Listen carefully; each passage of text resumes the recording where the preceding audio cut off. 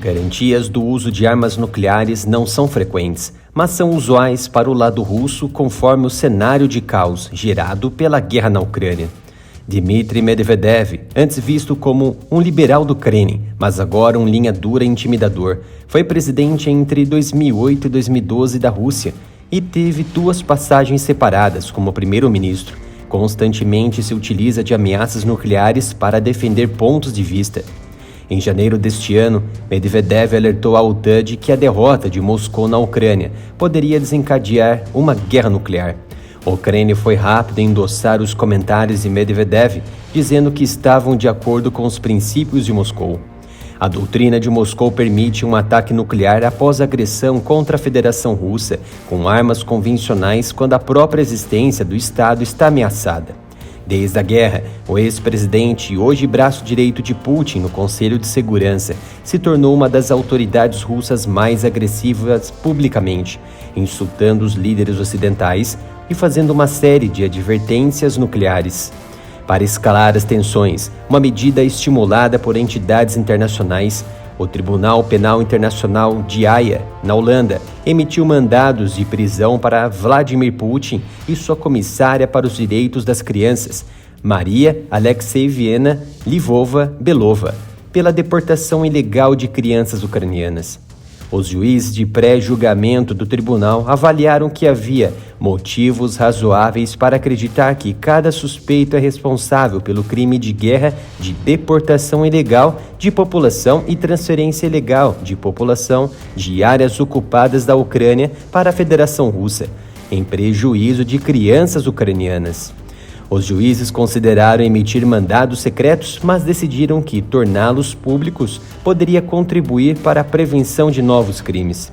Rebatendo as alegações e mandado de prisão do Tribunal de Haia, a porta-voz do Ministério das Relações Exteriores russo, Maria Zakharova, em seu canal no Telegram, declarou que as decisões do Tribunal Penal Internacional não têm nenhum significado para o país, inclusive do ponto de vista jurídico. A Rússia não faz parte do Estatuto de Roma, do Tribunal Penal Internacional, e não tem nenhuma obrigação sobre ele. Isso porque, atualmente, há 123 países pertencentes ao Estatuto de Roma do Tribunal Penal Internacional. Desses, 33 são estados africanos, 19 são estados da Ásia-Pacífico, 18 são da Europa Oriental, 28 são da América Latina, entre eles o Brasil, do Caribe, e 25 são da Europa Ocidental e outros estados, tendo a Rússia e Estados Unidos fora do tratado, é claro. Foi então que Dmitry Medvedev não gostou nada do parecer penal e ameaçou gravemente um ataque de míssil hipersônico com capacidade nuclear contra o tribunal em Haia, na Holanda. Sua ameaça de lançar uma série de mísseis hipersônicos com capacidade nuclear ocorreu depois que o propagandista de TV favorito de Putin, Vladimir Solovyov, exigiu um ataque nuclear contra qualquer país ocidental que buscasse implementar a prisão de Putin. Além de mísseis hipersônicos, o propagandista quase que oficial do Kremlin destacou a necessidade de lançar um míssil balístico intercontinental Satan-2 no desprezível ministro da Justiça alemão, Marco Buschmann, depois de dizer que Putin pode ser preso se pisar na Alemanha. E isso nas palavras de Solovyov.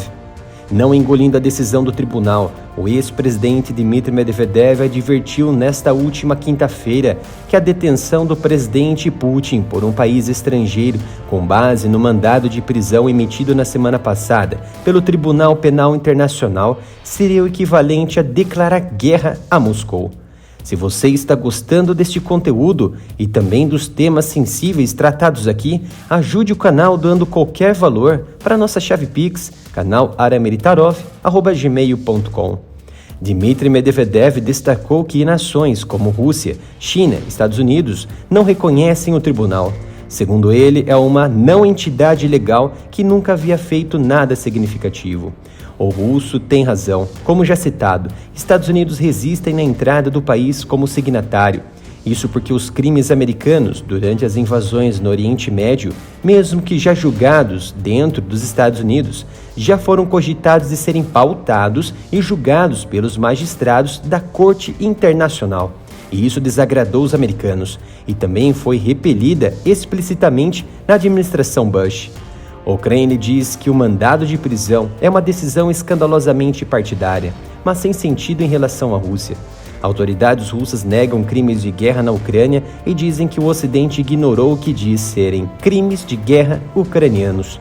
É verdade que um possível julgamento de quaisquer russos continua muito distante, já que Moscou não reconhece a jurisdição do tribunal e não extradita seus cidadãos por lei.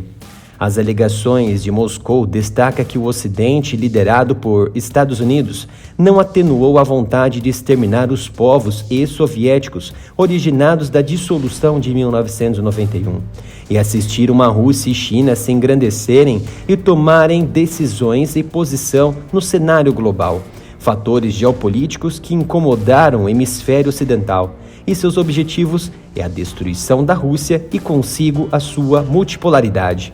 O Ocidente nega que queira destruir a Rússia e diz que está ajudando a Ucrânia a se defender contra uma apropriação de terras ao estilo imperial. A Ucrânia diz que não vai descansar até que todos os soldados russos sejam expulsos de seu território. Para os russos, a Ucrânia faz parte da Rússia quase em sua totalidade territorial, como no Império Russo, mas entram em contradição, ao passo que a própria Rússia reconheceu a soberania e as fronteiras da Ucrânia no pós-1991, no Memorando de Budapeste de 1994. Quer divulgar sua empresa aqui no Área Militar e expandir seu mercado? Envie-nos uma mensagem para contato@areamilitaroff.com que responderemos muito rapidamente com muitos detalhes.